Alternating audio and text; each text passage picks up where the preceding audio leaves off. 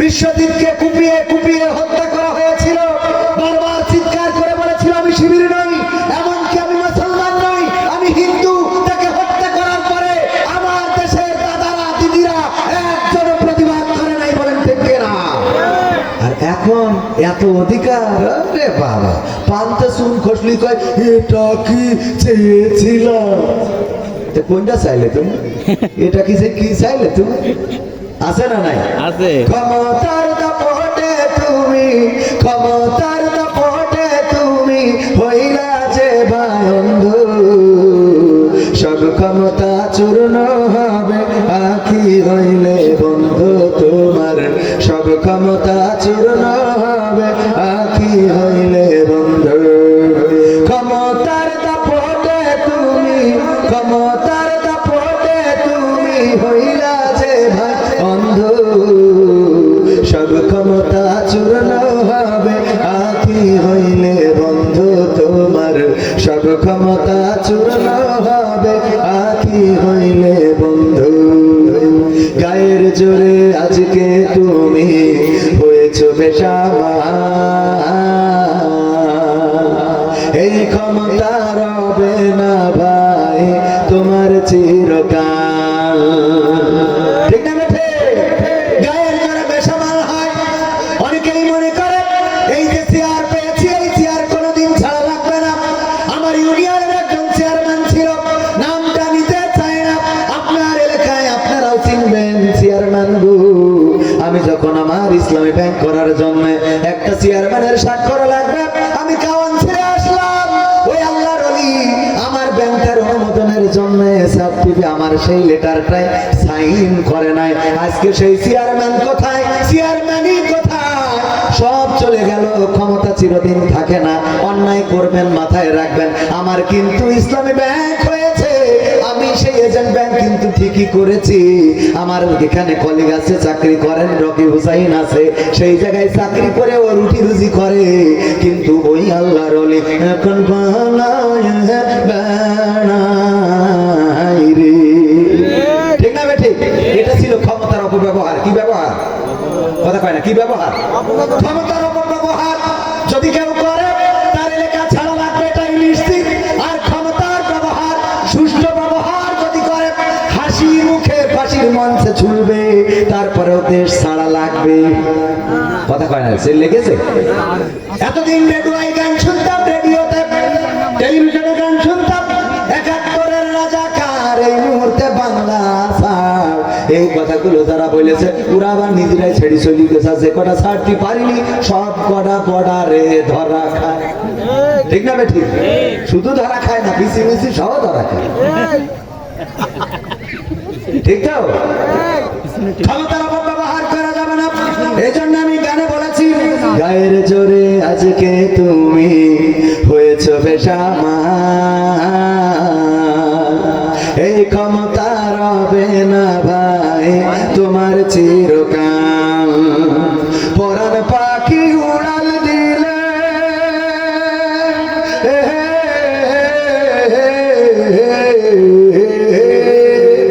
পরাণ পাখি উড়াল দিলে, পরাণ পাখি উড়াল দিলে দেহ হবে বন্ধু, সব ক্ষমতা চূর্ণ হবে আখি হইলে বন্ধু তোমার, সব ক্ষমতা চূর্ণ হবে আখি হইলে বন্ধু। মানুষের সাথে তুমি করো খারাপ আচরণ, জানো কি ভাই কার ইশারায় ভুবনে করো বিচরণ।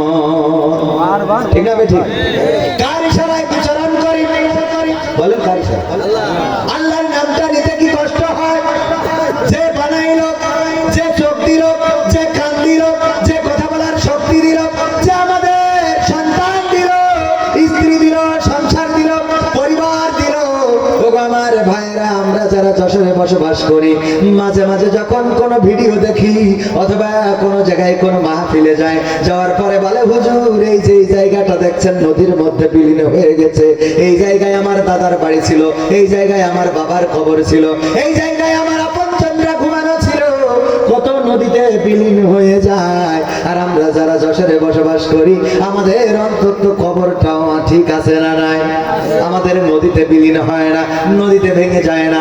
এই জন্য আমাদের কবিরা গান লিখেছিলেন, নদীর কুল ভাঙে ও কুল গড়ে, এই তো নদীর খেলা, সকাল বেলার ধ্বনি তুমি ফকির সন্ধ্যা বেলা। নদীর কুল ভেঙে যায় ও কুল গড়ে যায়। ওগো আমার ভাইয়েরা, কত মানুষের ভিটা মাটি চলে যায়, নদীর গর্ভে বিলীন হয়ে যায়। নদীর দিকে তাকায় আর বলে, নদীর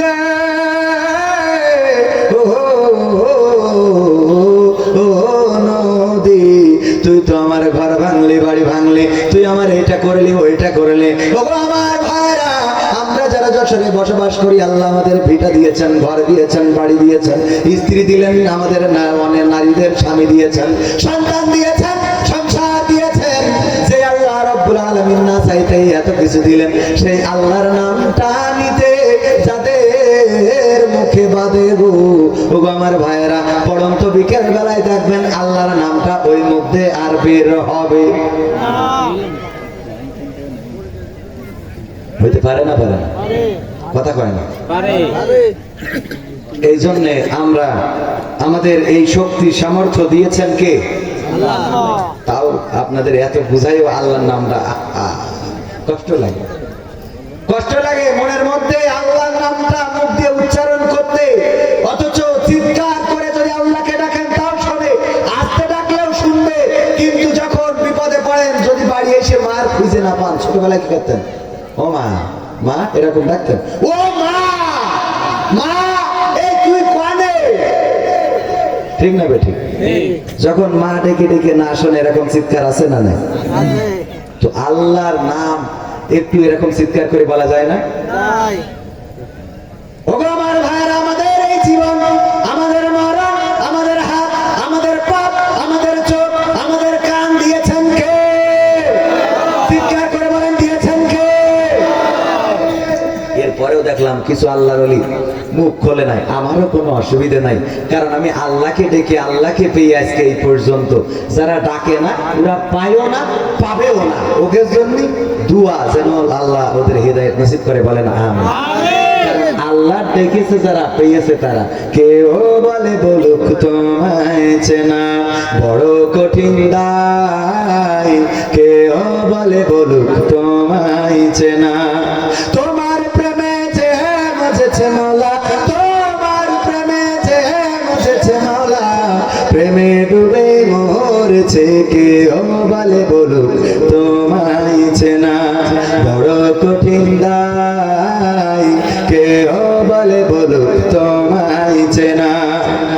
ইব্রাহিমকে হাত পাবে নমরুদ মনের জ্বালা মিটাতে, ছিটকে দিল কূপে। ইব্রাহিমকে হাত পাবে নমরুদ মনের জ্বালা মিটাতে, ছিটকে দিল কূপে। তুমি সেই অনলে ফুল ফুটাইলে, সেই অনলে ফুল ফুটাইলে, নিখুঁত কলা কৌশলে, কেউ বলে বলুক তোমায় চেনা বড় কঠিন দায়, কেউ বলে বলুক তোমায় চেনা। কি যে ভেবে নদীর মাছে ঠাই দিলে ইউনুসকে পেটে, রাখে আল্লাহ মারা বালকে। কি যে ভেবে নদীর মাছে ঠাই দিলে ইউনুসকে পেটে, রাখে আল্লাহ মারা বালকে। তুমি মুসাকে ছেড়ে দূর পুড়াইলে, মুসাকে ছেড়ে দূর পুড়াইলে, নিখুঁত কলা কৌশলে, কেউ বলে বলুক তোমায় চেনা বড় কঠিন দায়, কেউ বলে বলুক তোমায় চেনা। ইসমাইলের গলা খান দুভাগ হবে ভেবে স্বামী, অবলারে করলা কুরবানি। ইসমাইলের গলা খান দুভাগ হবে ভেবে স্বামী, অবলারে করলা কুরবানি। তুমি মরিয়মকে মা বানাইলে, নিখুঁত কলা কৌশলে কেউ বলে বলুক তোমায় চেনা বড় কঠিন দায়, কেউ বলে বলুক তোমায় চেনা। এই গানের পরে আর কিছু বোঝানোর দরকার আছে না? আল্লাহকে ডাকবেন, পাবেন, ডাকবেন না পাবেন না। সারা জীবন অন্তরের মধ্যে পৌঁছে যাবে, বুকের মধ্যে গন্ধ হয়ে যাবে। আপনার অন্তর আত্মা কলুষিত এতটাই হবে, যদি ওটা দুর্গন্ধ বের হইতো আপনার স্ত্রীও আপনার দিকে মুখ করে ঘুমাইতো না। কারণ আপনি দুশ্চিন্তাগ্রস্ত, দুশ্চিন্তা করতে করতে, খারাপ চিন্তা করতে করতে এটা পচায় ফেলেছেন। এটাকে পরিষ্কার করেন, দিলকে পরিষ্কার রাখেন। আপনি পাইলেও আল্লাহকে ডাকেন, না পাইলেও আল্লাহকে ডাকেন। সিজদায় পড়ে যান তাহাজ্জুদের রাতে, তাহাজ্জুদের নামাজে গভীর রাতে যদি আল্লাহর কাছে কাটাকাটি করতে পারেন, আপনার কষ্ট দূর করে দেওয়ার মালিককে। আমার শ্রদ্ধাভাজন চাচার সন্তান এখানে আছেন, উনিও একজন আলেমের সন্তান, আমিও একজন মোটামুটি আলেমের সন্তান। কিন্তু আমার আব্বা জেনারেল শিক্ষিত ছিলেন, আর আমার মাওলানা আবু সাইদ সাহেব উনি মাদ্রাসা শিক্ষিত, ঠিক না? দেখেন, উনি মাদ্রাসায় নেতৃত্ব দিচ্ছেন, একজন দাখিল মাদ্রাসার সুপারিনটেন্ডেন্ট, সুপার হয়েছেন আলহামদুলিল্লাহ। আর আমি, আমার বাবা, ওনার বাবা বেঁচে থেকে প্রতিষ্ঠিত করেছে। ওনার বাবা বেঁচে থেকে, আমি একেবারে প্র্যাকটিক্যালি দেখাই দিচ্ছি, ওনার বাবা কিন্তু এখনো বেঁচে আছেন, তার মানে বাবা বেঁচে থেকে প্রতিষ্ঠিত করেছে। আর আমার বাবা যখন মারা গিয়েছেন তখন আমি কেবল 8 থেকে 9-এ উঠেছি। আমার বাবা মারা গিয়েছেন 5 জানুয়ারি, কত? 5 জানুয়ারি 2002, 5 জানুয়ারি 2002 অনাকাঙ্ক্ষিত ভাবে মারা গিয়েছেন। আপনারা জানেন অনেকেই আমার বাবার ইতিহাসটা। তো আমার আব্বা মারা গেলেন 2002-এ, যখন আমি ক্লাস 8 থেকে কেবল 9-এ উঠেছি, ক্লাসও শুরু করি নাই। 5 তারিখে মারা গেলেন। আমার আল্লাহর পরিকল্পনা ছিল আজ হোক কাল হোক কবির বিন সামাদকে মাস্টার আব্দুল সামাদের জায়গায় নিয়ে আসবো। এই পরিকল্পনা ছিল কার? আমার মা বেঁচে আছেন এখনো পর্যন্ত, চাইলে জিজ্ঞেস করতে পারেন। আমি যখন ছোটবেলায় মাহফিলে গিয়েছি সেখানে এতটাই অবহেলা পেয়েছি, বরং স্টেজে কথাও বলতে দেওয়া হয় নাই, স্টেজ থেকে নামিয়েও দেওয়া হয়েছে। আমি ইন্টারে পড়ি গঙ্গানন্দপুর ডিগ্রি কলেজ, তখন আমার মাকে বলেছি, মা আর যাই হোক আমি ওয়াজ করবো না। আমার মাকে বলেছি, মা বেঁচে আছে, আপনারা যাচাই করতে পারেন। কিন্তু আমার আল্লাহ চেয়েছেন যে আমি তোর ওয়াজ করাবো। পরিকল্পনা কার? আল্লাহ। আমি চাইলে তো হবে না, আল্লাহ যেটা পরিকল্পনা করে রেখেছেন। এখন দেখেন, মানে যাই করি তাই করি, ঘুরে ফিরে কত নাটক, কত গান, কত কি করলাম, তারপরে আল্লাহ আবার এই জায়গায় আনলো যে এই জায়গাটা ছিল। আমি বলি, আমার আব্বা ইন্তেকালের সময়, মারা যাওয়ার সময় অ্যাক্সিডেন্ট করে যখন মারা গিয়েছেন, এখনো ওই রাস্তা দিয়ে যখন যাই তখন ওই জায়গায় গেলেই আব্বার কথা মনে পড়ে যে এই রাস্তাটা ক্রস করছি, যেখানে আমার আব্বার রক্ত দেখেছিলাম পড়ে থাকতে পিচের উপরে। আমি ওই ক্যাম্পে আর যাইনি, যে ক্যাম্পে আমার আব্বার গাড়িটা ছিল অথবা প্রথমে নিয়ে যাওয়া হয়েছিল। আমি সেই থানাতে আর কোনোদিন ঢুকিনি, যে থানার সামনে আমার আব্বার দেহখানা শোয়ানো ছিল। আমি দেখেছিলাম মাফলা দিয়ে, চাদর দিয়ে দেহখানা বাঁধা, কান থেকে রক্ত বেরোচ্ছে, শরীরে রক্ত লাগানো। চিৎকার করে বলেছিলাম, কালকে স্টেজে কথা বলেছেন আর আজকে নিথর ভাবে এখানে পড়ে আছেন এই জায়গায়।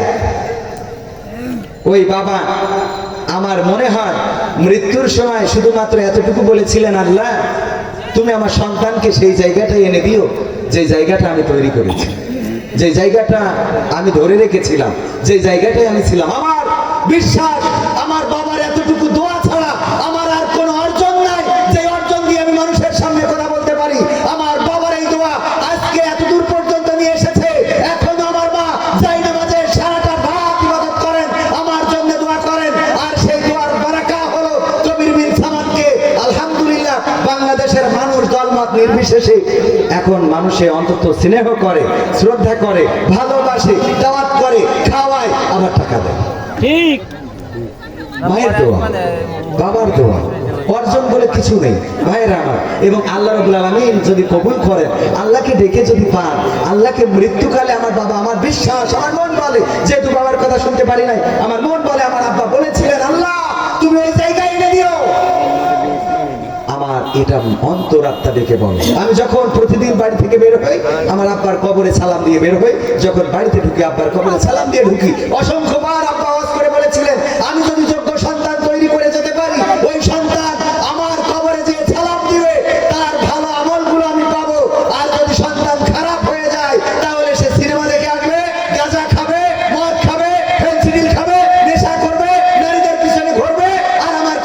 বলবে আব্বা যা কিছু আনিলাম তোমার কিছু দিয়ে তুই তারপর ঘরে ঢুকতেছে। ঠিক না বেঠিক?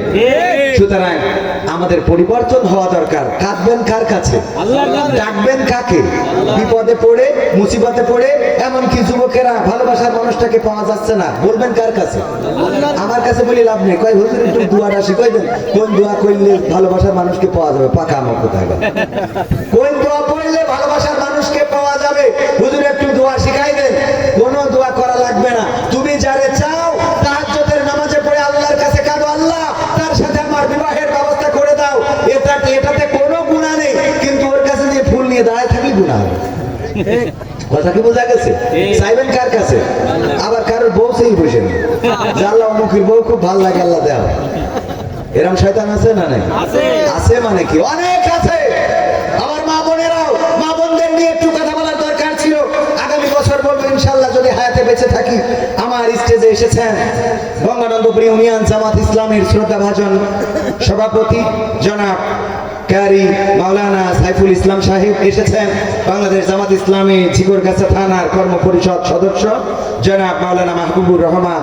উনারা অনেক বড় আলেম, দারুণ আলোচনা করেন। আজকের এই মাহফিলটায় আমরা তাদের মুখ থেকে অন্তত কিছুটা হলেও কথা শুনবো। রাজি আছেন ইনশাআল্লাহ? আমরা ইশার পরে আমি বলবো পরিচালককে যে ইশার পরে আমাদের ভাইজানদেরকে একটু করে সালাম বিনিময় হলেও আমার ভাইজানেরা সালাম বিনিময় করবেন। এবং এই ইউনিয়নে প্রতিটা গ্রামে আপনারা এরকম মাহফিলের আয়োজন করবেন। স্থানীয়রা আলোচনা করলে কোনো অসুবিধা আছে? টাকা দিয়ে বেশি দূরে হুজুর টাকা খরচ করে আনার দরকার নেই। আজকে এখানে যে কটা হুজুর আসছে আলহামদুলিল্লাহ সব কম দামের হুজুর, কিন্তু আলোচনা শুনবেন অনেক বড়। 50,000 টাকা দিয়ে এত বড় হুজুর পাবেন না, আমারই তো পাবেন না। অথচ আপনারা পাইছেন না? মাগরিবের পরে আমার আলোচনা, কেউ সামনে ছিল না, তারপরে আলোচনা করেছি না করি নাই? তার মানে আপনাদের ইউনিয়নে আপনারা যে কটা কিরাম আছে সবাই মাহফিল দেন। সাইফুল ভাই ওয়াজ করবে, মাহবুবুর রহমান ভাই ওয়াজ করবে, আমি ওয়াজ করবো, রকি গান করবে, আমরা নিজেরা কাপাই দেবো। আপনাদের মোটেও টাকা লাগবে না, মুরগি একটা কুচি মোল্লা করে দেবেন। আর এমনি মোটামুটি যদি কিছু টাকা কালেকশন হয় তেল খরচ দেবেন, হুজুর নেন 1 লিটার তেল ভরে হয়ে গেল। আলহামদুলিল্লাহ। এটা করা যায় না? যায় না? দিনে আলোচনা বাড়াতে হবে। বাড়াচ্ছেন না বলেই তো এই শয়তানরা আজকে যাই হোক মাহফিল হচ্ছে একটু তো হলো ওয়াজ শুনবে। এই মাহফিল গুলো হচ্ছে না বলে সব সিনাক্সে চলে যাচ্ছে, এখানে যাচ্ছে, গদখালি যাচ্ছে, লাইলাতুল ফেব্রুয়ারি আছে না? নাই? হ্যাঁ, তো এইগুলো থেকে আর এইগুলো করে আমি পত্রিকায় দেখলাম একটা মেয়ে প্রেম করেছে দুইটা ছেলের সাথে, রকির সাথে আর আলামিনের সাথে, দুজনের সাথে একসাথে লাইন মেরেছে। আলামিনের তো একটু চেহারা খারাপ, একটি কালো খুলো, আর রকি সাহেবের চেহারা ভালো। আলামিনের বলেছে তুমি এসো, তোমার সাথে বিয়ে করবো। আলামিনের তো বগল বাজাতি গেছে, এবার রকি নিয়েছে ওর মাইরিয়ে তো পিঠে দিয়ে 7 দিন পরে পাওয়া গেছে। এই জন্য যুবকেরা প্রেম করতে গেলেও সাবধান, ডাকলি আপনি সারা দিয়ে না, মনে করে না যে যাচ্ছি স্বর্গে, ওই স্বর্গে না বলে নরকে যাওয়া লাগবে, কথা যেন মনে থাকে। আবার কাল গেছি কুষ্টিয়ায়, দেখি প্রশ্ন দিয়েছে হুজুর এক প্রেমিকা তার প্রেমিকের জন্য নুডলস রান্না করে এনেছিল, সেই নুডলস খাওয়ার পরে প্রেমিক মরে গেছে, এর মৃত্যু কি শহীদ মৃত্যু হিসেবে গণ্য হবে? কত বড় শয়তান! হ্যাঁ, গেছে প্রেমিকার কাছে, নুডলস রান্না করে এনেছে, এনে খাওয়াইছে, ও তো মনে কাছে খাসার বলছে বা চমৎকার, মানে ভালো না হলেও বউ রেঞ্জেস্ত। আরে বাবা, ওই যে একটা প্রবাদ আছে না, বলছে যে তরকারি আজকে এত খারাপ রাঁধছে, রেঞ্জেস কিটা? বলছে আমি, মা বলছে আমি না, তোর বউ রেঞ্জেস। বলছে তুমি তো কুইটেস কিটা? বলছে আমি কুটিলাম। কুইটেই তো টেস্টটা মারিতেছে, রান্নার সাথে সাথে ভাবাই গেছে, কুইটে টেস্ট মেরেছে। এরকম আছে না? এই জন্যে মনে করেন না যে ডার্লিং দেখিছে ওই গোলাপ ফুলের মধ্যেই বলো কোনো পয়জন দিয়ে ছুটি পারে, সেই পয়জন চোখে গেলে জীবনের মতো অন্ধ হয়ে ডার্লিং ওইটা দেখা তো দূরের কথা, আর একটা দেখতে পাবো না। এই জন্যই মাথায় খেয়াল রাখবেন, ফুল দিলেই নেওয়ার দরকার নেই, ওটা ফরেন্সিক পরীক্ষা করার দরকার আছে না? যে ফুলের মধ্যেই কোনো মাল মেডিসিন আছে কিনা। হ্যাঁ, এখন বলো বিশ্বাস করার কোনো কায়দা নেই। ডাইরেক্ট যদি বিয়ে করে আনতে পারেন তাও আনবেন, তাও রিস্ক। এক হুজুর হাফেজ সাহেব আর একটা বিয়ে করিয়েছেন, ডাইরেক্ট মেরে ফেলেছে। দেখেছেন না পেপার পত্রিকায়? হাফেজ সাহেব খেয়াল করেছেন কি? খেয়াল করেছেন? হ্যাঁ, সুপারিনটেন্ডেন্ট দেখি আপনি দেখেন তো কি করেন তাই? এখন হ্যাঁ, এক হাফেজ সাহেব আর একটা বিয়ে করেছে, ওর দরকার বিয়ে তো করতেই পারে, এর জন্য ওর ডাইরেক্ট মেরে ফেলেছে, তাও মেরে ফেলেছে, ও তো বেঁচে গেছে। আর একটা ওই যে দুনিয়ার সাথী, ওর তো ডাইরেক্ট মেশিনই কেটে গেছে, ও মরি গেছে তো বেঁচে গেছে, তো বেঁচে থেকে ধুক ধুক করতেছে খালি। এই জন্য খুব সাবধান সাবধান সাবধান, কথা যেন মনে থাকে। ইনশাআল্লাহ আমার এখন পাবনায় যেতে হবে, এবং পাবনায় যে রাত 12টায় আলোচনা। তো আজকের এই মাহফিলটার এই ঘটনাটা না বললে ওরা জানে কষ্টটা হয়ে গেলে, মাহফিলটার উদ্যোক্তাই ছিলাম আমি বললাম যে ঠিক আছে আমি এদিন ফ্রি আছি, মাহফিলটা করা যাক। তো এইটা বললাম, এখন হঠাৎ করে আমি দেখি যে আমাদের একজন ভাই দাওয়াত নিয়ে 8,000 টাকা নিয়ে রেখে দিয়েছে, সে আমারও বলে নাই, ও সে টাকা নিয়ে বাদাম কিনে খাওয়া শেষ। মাহফিল কমিটি তো পোস্টার করি প্রচার করেছে ঘাইছেল ছিড়া, এখন আমার বলছে যে হুজুর কটায় আসবেন, আমি কই কে কটায়, তো বলছে এই যে পোস্টার পাঠাইতে কই, আমি বললাম কম নাকি, পরে টাকা নিয়েছে আর একজন ডকুমেন্ট দিয়ে দিয়েছে, এই যে দেখেন, তার নামটা না বলি মিলিয়ে হয়তো যাইতে পারে, উনি টাকা নিয়েছে এই ডকুমেন্টস। এখন টাকা যেহেতু নিয়েছে আমার নামে একজন, আর আমি যদি আজকে না যাই তা বেকায়দা অবস্থা। এই জন্য বললাম যে কয়টায় আলোচনা করলে হবে, কয় হুজুর 12টায় আসবেন, 12টাতে 2টা পর্যন্ত। আর পাবনায় সুবিধাটা হলো, পাবনায় যদি যাই পাবনায়, তার নেই ভাব নাই, ওই জায়গায় আপনার ওই প্রধান বক্তার পরেও আর একটা বক্তা থাকে, সে বক্তার নাম হলো হযরত খেচড়ি রহমাতুল্লাহ আলাইহি। যা সারা রাত মানে ওয়াজ না খেচড়ি না নিয়ে তো যাবে না, এই জন্য এই হযরত মাওলানা খেচড়ি রহমাতুল্লাহ আলাইহি আছে। আমার যাতে একটু দেরি হলো কোনো অসুবিধা নেই, তারপরেও যাবো ইনশাআল্লাহ। ঠিকানা তানজিমুল কোরআন ক্যাডেট মাদ্রাসা সম্বন্ধে আমাকে বলতে বলেছে একটু। আপনাদের মাদ্রাসা আমি প্রতিষ্ঠিত করেছি, আমার মধ্যে তেমন কোনো ইলম কালাম নাই, কিন্তু তারপরেও আল্লাহ আজকে সারা দেশে এই যে দেখেন, এখান থেকে এখন পাবনায় যেতে হবে। শুধু তাই না, পাবনায় যে যাবো এই কারণে ওরা আজ থেকে 4 দিন আগে হাদিয়া আমার এই বিকাশে পাঠাই দিয়েছে, যে 1-2 টাকা না তাও এই পাঠাই দিয়েছে, হুজুর আসতে হবে। তাহলে আমি যদি এরকম করে খাতি পারি, তাহলে আপনাদের সন্তানরা অন্তত এই রাস্তায় চলুক, এটা চান কিনা? এই সিঁড়ি মিড়ি ফেলাই আমি এই মাইক্রোফোনের তার ছেড়ে ইউটিউবাররা কষ্ট পায়, বলছি কি এটা আপনারা চান কিনা? যদি এটা চান, ঠিকানা তানজিমুল কোরআন ক্যাডেট মাদ্রাসা আপনার সন্তানের জন্য আমরা স্মার্ট মানুষ হিসাবে গড়তে চাই। অনেকেই প্রচার করছে যে মাদ্রাসা করেছে, আবার দেখছি শিক্ষক মেসছে সব ইংরেজি। আমরা আসলে ইংরেজির গুরুত্বটা একটু বেশি দেব, কারণ আরবি তো সবাই শিখায়, আমরা একটু ইংরেজির সাথে আরবি শিখাবো, অসুবিধা হবে? মিজানুর রহমান আজহারি ভাই আরবির সাথে ইংরেজি বলে বলেই তো আমাদের কাছে এত জনপ্রিয়, ঠিক কিনা? সুতরাং আমার আপনার সন্তান ইংরেজি দিয়ে কোরআন বলবে, কোরআন দিয়ে ইংরেজি বলবে, যেন প্রতিটা যালিকাল কিতাবু লা রাইবা ফীহি হুদাল লিল মুত্তাকিন, আমি তো বাংলায় বলবো এটা এমন একটা কিতাব যাতে কোনো সন্দেহ নেই। আমার সন্তান ওটা আবার ইংরেজিতে বলে দেবে যে এতে সন্দেহ করা যাবে না, হোয়াট ইজ দিস, মানে ইংরেজি আর কি। মনে থাকবে ইনশাআল্লাহ, ঠিক আছে তো ভাইরা আমার? সবাইকে আমাদের মাদ্রাসায় আমাদের অলরেডি 120 আসনের মধ্যে আজকে আমাদের 63 জন, আমরা এখনো মাইকিং করি নাই, পোস্টারও করি নাই, তাও 63 জন ভর্তি হয়ে গেছে আলহামদুলিল্লাহ। আর মাত্র 57 জন আমাদের বাকি আছে। এই 57 জনের পরে আমরা আর আমাদের মেডিভ্যালু নেব। আল্লাহ আমাদের কবুল করুন। ও একজনের আজানের জবাব দেন একজন। বগুড়ায় একটা ঘটনা ঘটেছে, আপনারা দেখেছেন? আহা, কত হৃদয় বিদারক ঘটনা, নির্মম ঘটনা। সন্তান মাকে মেরে ফেলেছে মাত্র 500 টাকার জন্য। তার ডার্লিং এর সাথে দেখা করতে যাবে, এই কারণে মার কাছে টাকা চেয়েছে, মা বকাঝকা করেছে। এই বকাঝকার অপরাধে মাদ্রাসা পড়ুয়া ছাত্র, কুলাঙ্গার ছাত্র, সে তার মাকে হত্যা করে ডাকাতির নাটক সাজিয়েছে। এমন কুলাঙ্গার সন্তান যেন কারো গর্ভে জন্ম না নেয়, বলেন আমিন। বগুড়ায় যে ঘটনাটা ঘটেছে, আহারে কোন সমাজে আমরা এসেছি। কয়েকদিন আগে দেখলাম সিলেটে একটা বাচ্চা শিশুকে হত্যা করা হয়েছে, তার মাত্র 250